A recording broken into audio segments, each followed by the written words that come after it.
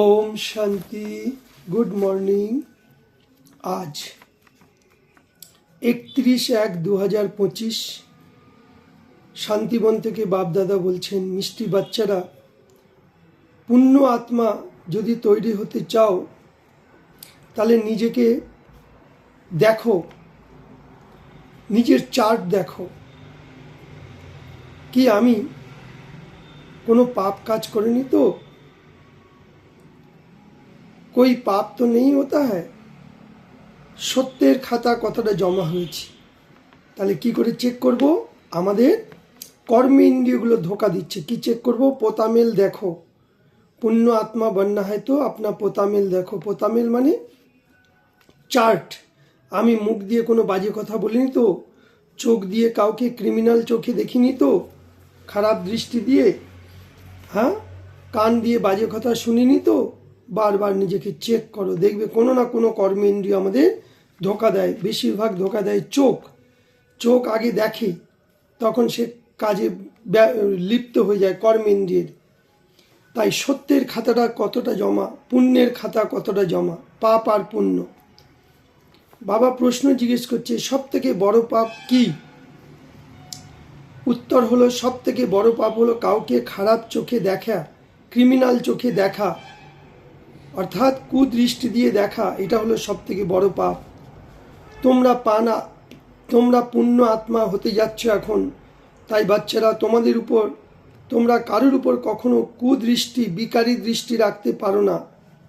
তাই নিজেকে চেক করো, আমি কত পর্যন্ত যোগে আজ রয়েছি, যোগযুক্ত হয়ে রয়েছি। আমার দ্বারা কোনো পাপ কাজ হচ্ছে না। চেক করো নিজেকে নিজে। যদি যোগযুক্ত হয়ে থাকি তাহলে কারোর দ্বারা পাপ কাজ হবে না, তাহলে আমরা সত্যযুগে উঁচু পথ পাবো। তাই নিজের প্রতি নিজে অ্যাটেনশন রাখো, অ্যালার্ট থাকো, আমার কুদৃষ্টি যেন কারোর উপর না যায়। তার জন্য বাবা কি দেখতে বলেছে? আত্মা ভেবে দেখো, আত্মা ভেবে বলো, আত্মা ভেবে শোনো, আত্মা ভেবে সব কাজ করো, তাহলে কুদৃষ্টি যাবে না, কুকথাও বেরোবে না। তাই বাবার শ্রীমত, এরপর তোমরা পুরোপুরি চলো। ওম শান্তি। বেহদের বাবা নিজের বাচ্চাদের বলছেন, বাচ্চে এখন তোমরা ভিতরে, নিজের ভিতরে গিয়ে চেক করো যে ইও তো মনুষ্যকে, সব মানুষরাই জানে আমরা সারা জীবনে কতটা পাপ করেছি, কতটা পুণ্য করেছি। রোজ যদি নিজের চার্ট দেখো তাহলে বুঝতে পারবে পাপ আর পুণ্য কতখানি করেছি। কাউকে আমি নারাজ করিনি তো, অরাজি করিনি তো, কেউ আমার প্রতি অসন্তুষ্ট নেই তো? হরেক মনুষ্য ভাবে আমার নিজের জীবনে আমি কি কি করেছি, কতটা পাপ কতটা পুণ্য আদি করেছি। মনুষ্য যাত্রা পরে যখন যায় তখনও মানুষ অনেক দান পুণ্য করে, চেষ্টা করে কোনো যেন কোনো পাপ কাজ না হয়। তাও বাপ বাচ্চাদের জিজ্ঞেস করছে, কতটা পাপ কতটা পুণ্য করেছো? এখন তোমরা বাচ্চাদের পুণ্যের খাতা জমা করো। তোমরা এখন পুণ্য আত্মা হতে হবে, কোনো পাপ কাজ করবে না। পাপ ভি অনেক প্রকারের হয়। কেউ যদি কারোর উপর খারাপ দৃষ্টি দিয়ে দেখে, এটাও পাপ। সব থেকে খারাপ দৃষ্টি হলো কি? বিকার, কাম বিকারের, এটা হলো সব থেকে খারাপ। কখনো বিকারের দৃষ্টি যেন না যায়, দৃষ্টিবৃত্তি যেন না যায়। বেশি করে স্ত্রী পুরুষের মধ্যে বিকারী দৃষ্টি যায়, হ্যাঁ, কুমার কুমারীরাও কুদৃষ্টি দিয়ে দেখে। এখন বাবা বলেছে এই বিকার, আর বাবাকে বলছে এই বিকার কি দৃষ্টি এখনো যেন তোমাদের মধ্যে না হওয়া দরকার। তোমরা ব্রহ্মা কুমার কুমারী, নয়তো তোমাদের বান্দরের সমান না টাইটেল দেওয়া হবে। নারদেরও মিশাল আছে না, নারদকে বলেছিল আমি লক্ষ্মীকে বিয়ে করব, তা বলছে আগে তো নিজের আয়নাতে গিয়ে দেখো তুমি লক্ষ্মীকে বলার যোগ্য হয়েছে কি নেই।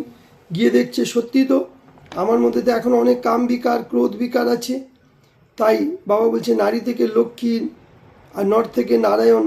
বাবা এসে বলছে নিজের হৃদয় দিয়ে জিজ্ঞেস করো আমি কতটা পাপ কাজ করেছি, কতটা পুণ্যর কাজ করেছি, কতক্ষণ সময় আমি বাবার সাথে যোগযুক্ত হয়েছিলাম। তাই বাবা বলছে বিনাশী ধন, যদি বিনাশী ধন থাকে তাহলে বাবার যজ্ঞে সফল করো, তাহলে বাবা তোমাকে সুদে আসলে সত্যযুগী রিটার্ন দেবে। এই হলো অলৌকিক সেবা। হ্যাঁ, অবিনাশী ধন, অবিনাশী ধন দান করো, জ্ঞান গুণ শক্তি দান করো, আর বিনাশী ধনগুলো বাবার যজ্ঞে সফল করো। এই নিজেকে নিজে পোতামিল দেখো, চার্ট দেখো, আমার স্থিতি আজকে কেমন আছে, সারাদিনে আমি কোনো খারাপ কাজ করিনি তো, খারাপ দৃষ্টি দিয়ে দেখিনি তো, কাউকে দুঃখ দিইনি তো, চেক করো, চেঞ্জ করো।